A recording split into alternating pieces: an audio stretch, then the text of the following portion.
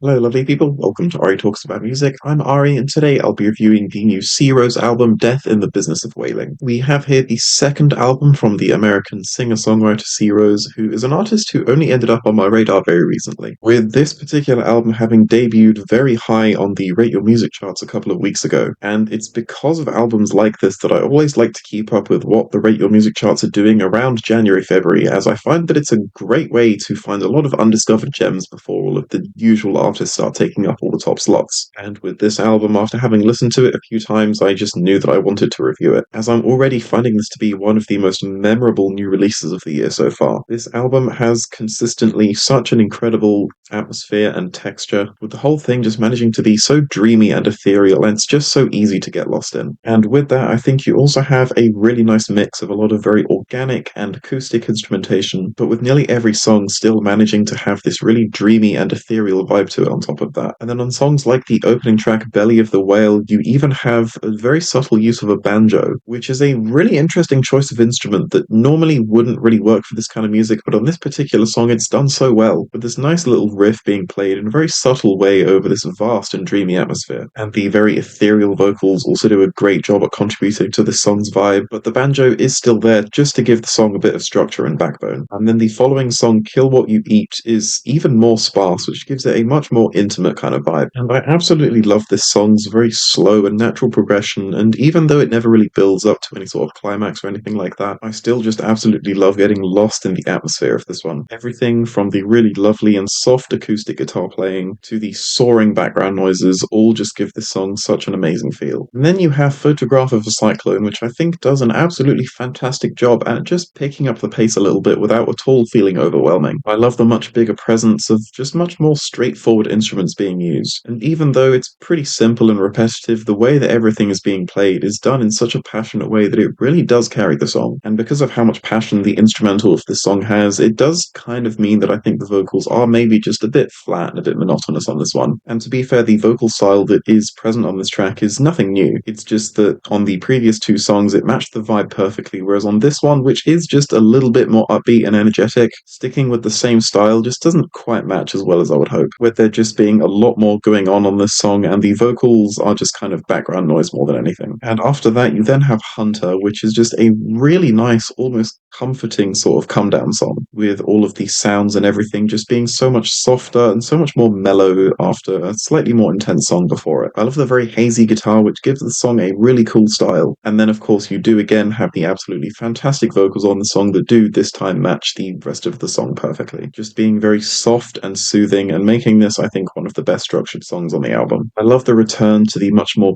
pure acoustic sound on Dirt, with the song in general taking a very organic approach to its sound. And even though this song does kind of lack progression and overall structure in that sense, once again you just have the very spacious and mellow atmosphere being the main focal point. And despite how organic and simplistic the song is in that way, I still find it so easy to get lost in all of the dreamlike sounds that are still going on. And I think that because of how consistent this song is, it's definitely one of its best features. And then Dearly Missed manages to take on a really dark and depressive sound, even more so than what we've heard so far from the album. But it does quickly get going with this absolutely beautiful and, in a way, almost devastating sounding climax. Love how much the drumming and the guitar playing really pick up in this moment, as well as the vocals also getting a lot more passionate, which is great that this time on the vocal side of things it actually matches the vibe of the rest of the song really well, as it does get just a little bit more energetic. And I also love the very brief and subtle guitar solo about halfway through the song, with that moment I think just doing a fantastic job at carrying the momentum between climaxes. I love how dreamy and fuzzy the guitar textures are on Junie, being another fantastic come down song after a moment that's a lot more emotionally intense. And I find the song to actually be another great use of repetition in its instrumental, as every time it goes over and plays the same thing over and over again, you get more and more immersed in the atmosphere every time. And then towards the end, I do like how it subtly just gets a little bit more intense, and still manages to come through to create a very satisfying moment on the song. And then you have Violet, which once again takes on a much more organic and acoustic style, but you still have a lot of really nice hazy and dreamy sounds going on, which I think is a style that's pulled off off really well, even with how organic the rest of it is. I also really like how much more melodic this song is. It's nice to have something that's a bit more rhythmic in an album that has mostly been very atmosphere focused. And you even on this song have a very brief return of the banjo also making an appearance. And I'm actually really glad that this instrument is used in moderation, as it's only used twice on the whole album and it sounds fantastic both times. But because it sounds so good, I think it would have been easy to accidentally overuse it, and I'm very glad that the album doesn't do that. And both moments that do have the banjo are both so interesting and really unique, and I think as small as it is, it's definitely one of my favorite features on this album. And then on the closing track,